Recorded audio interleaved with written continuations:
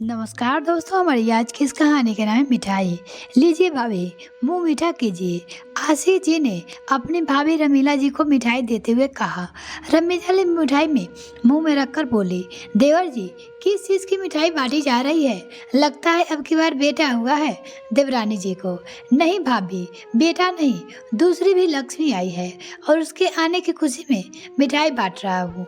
आशीष जी ने खुशी होकर अपनी भाभी से कहा। बेटे का नाम सुनकर रमीला जी का तो मानो मुंह करवा हो गया, मानो ने मिठाई ना खाकर कुछ कर भी बुरी चीज खा ली हो।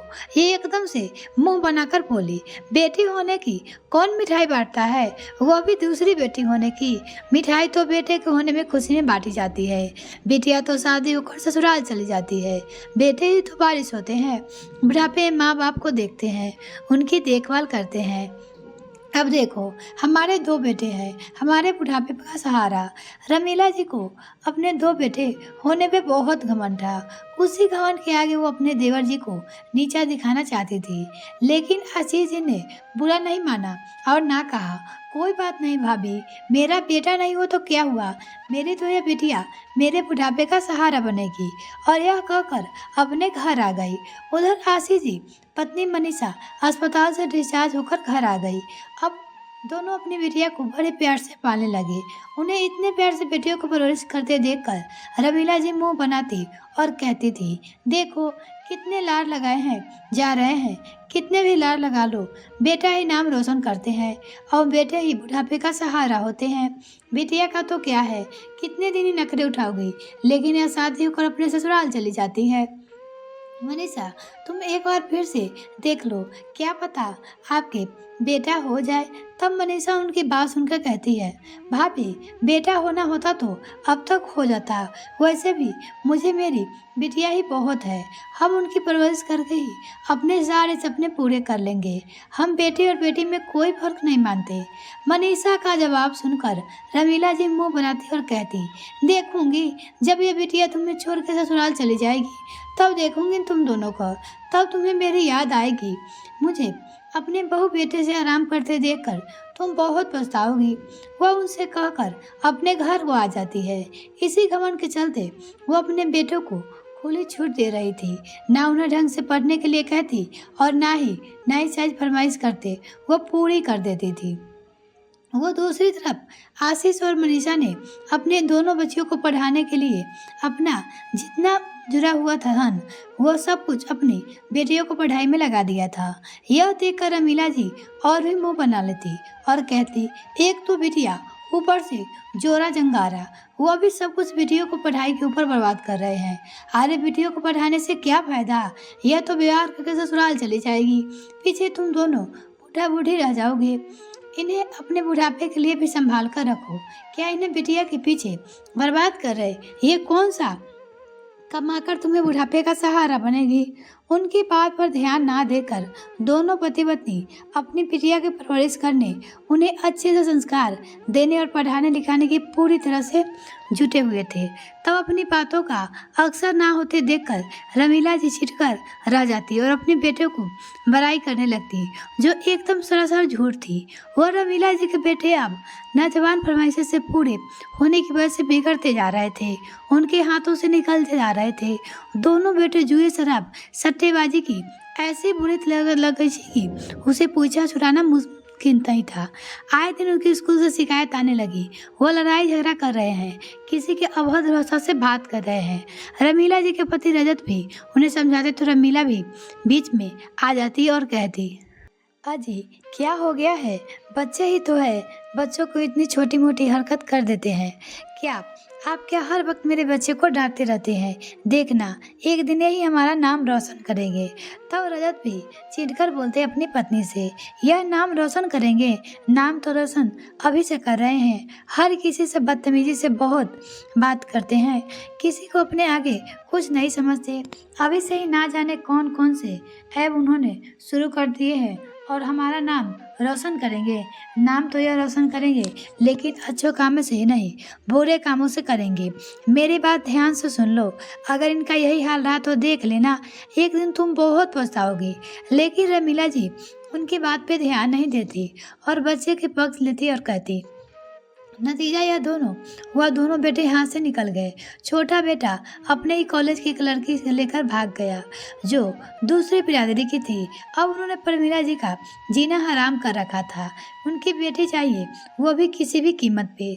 रमीला जी का सारा तेजपन रघु चक्कर हो गया था और रमीला जी सर झुकाए खड़ी रहती। अब उनसे कोई जवाब ना बनता। उधर रजत और उनका बड़ा बेटा मयंक दोनों मिलकर छोटे बेटे रजत को ढूंढने में लगे थे, लेकिन उनका कहीं से कोई पता न चला। अपना काम छोड़कर वह उसे ढूंढने में लगे हुए थे। पैसा लग रहा था सो अलग, लेकिन कुछ भी फायदा हासिल नहीं हो रहा था। थक हार कर घर बैठ गए और लड़की वालों से कहा, हमने तो अपनी पूरी कोशिश कर ली, अब आप कोशिश करके देखिए, हमें तो वह नहीं मिल रहे हैं। इस तरह से पुलिस स्टेशन में बहुत सारी रिश्वत देकर मामला रफा दफा कराया।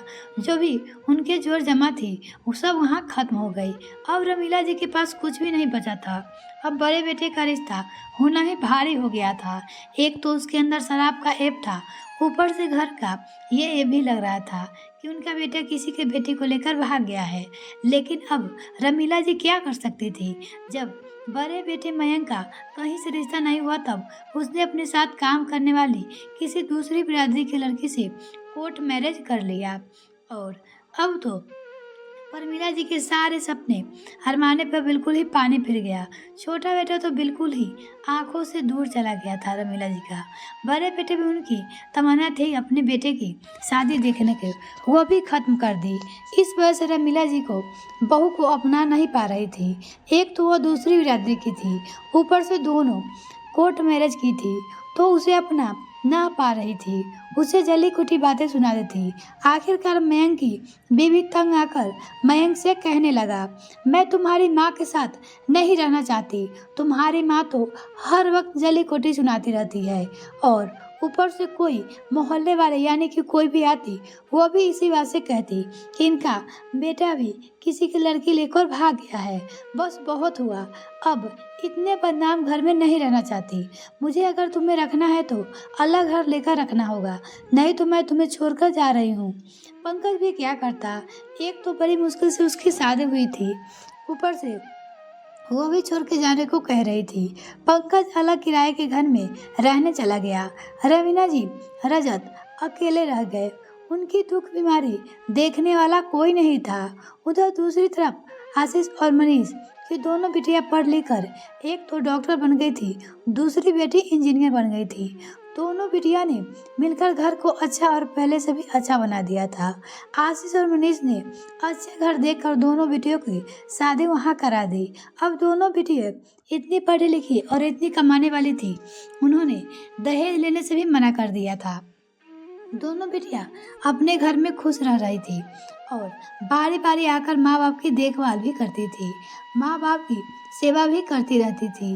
एक दिन मनीष ने उनकी पुरानी पड़ोसन मिलने आई और उसे रमीला जी के सारे हालचाल बताया रमीला जी की हालत बहुत खराब है, कोई उन्हें पानी पिलाने वाला नहीं है। बेचारे रजत भाई बुढ़ापे में इधर उधर छोटा मोटा काम ढूंढते फिरते हैं, क्योंकि प्राइवेट नौकरी करते थे तो पेंशन का तो कोई जगह भी नहीं था और अब उन्हें इस उम्र में नौकरी कौन देगा। उसके हालत बहुत बुरे हो गए हैं। सारा सब कुछ बेटे के ऊपर लुटा दिया। अब बस रहने के लिए सिर्फ एक घर ही बचा है, जिसे उन्होंने आधे किराए पर दे दिया है। उसी से अपना घर चला रहे हैं। जब मनीषा और आशीष ने अपने भैया भाभी की यह बात हालत सुनी तो उन दोनों से रहा नहीं गया और वो दोनों उनसे मिलने चले गए। उन दोनों की हालत देखकर उसको बहुत दुख हुआ।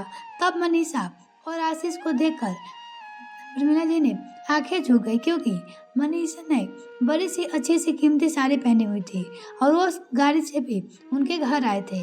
आज इन बेटों के घमंड से रमीला जी आशीष और मनीषा बिटिया को होने के ताना देती थी। आज उन्हें चिढ़ाती थी, उन्हें जली कोटी सुनाती थी। आज उन्हीं बिटिया ने उन्हें किसी बुलंदी पे पहुंचा दिया था। रमीला जी अपने जिन बेटों पे नाच करती थी, घमंड करती थी, उन्होंने उन्हें ऐसे बेइज्जती के दलदला पहुंचा दिया। उन्हें अपनी बातों याद आ रही थी। उनकी नज़र मनीषा के से नहीं मिल रही थी। रमीला जी उन्हें कितने ताने दिए थे, लेकिन फिर भी मनीषा उनके हाल चाल पूछे अपने साथ वो जो खाना लेकर आई थी, उन्हें खिलाकर उनसे पूछा कि उन्हें किसी चीज़ की ज़रूरत तो नहीं है, और किसी चीज़ की ज़रूरत हो तो वो बेझिझक बता सकती है। तब रमीला जी बोली, मनीषा, मुझे और शर्मिंदा मत करो। मैंने तुम्हें और तुम्हारे बिटिया के बारे में क्या कुछ नहीं कहा, और मैं जिन बेटे के ऊपर घमंड करती थी, आज वही बेटे ने देखो मुझे कहाँ से कहाँ पहुँचा दिया। हो सके तो मुझे माफ़ कर दो। मैं जो अपने बेटों पे घमंड करती थी कि वो हमारे बुढ़ापे का सहारा बनेंगे, सहारा तो छोड़ो, उन्होंने तो हमें कभी भी नहीं छोड़ा, कहीं का भी नहीं। जिन बेटियों को हम कहा करते थे कि यह तो विवाह करके अपने ससुराल चली जाएगी, आज वही बिटिया देखो तुम्हारा सहारा बने खड़ी है। तुमने सही कहा था कि बेटियों का सहारा हो सकती है। आज यह बात तुम मेरी समझ में आ गई। कैसी बात कर रही हो आप भाभी? आप हमारी बड़ी हो, आप हमसे माफ़ी मांगकर हमें पाप का भागीदारी मत बनाइए। बड़े तो आशीर्वाद देते हुए अच्छे लगते हैं, माफ़ी मांगते हुए नहीं। और पिछली बातों जो हुई उन सबको भूल जाइए, और अब से आपको किसी भी चीज़ की ज़रूरत हो तो हमें बिना बेझिझक बताइएगा। यह कहानी आपको कैसी लगी कमेंट सेक्शन में लिखना ना भूलें। वीडियो को देखने के लिए बहुत बहुत धन्यवाद। अगर अपने चैनल को अभी तक सब्सक्राइब नहीं किया तो प्लीज़ मेरे चैनल को जल्दी से सब्सक्राइब कीजिए, साथ ही बेल आइकन प्रेस करें ताकि मेरी और वीडियो का नोटिफिकेशन सबसे पहले आपको मिल सके। धन्यवाद।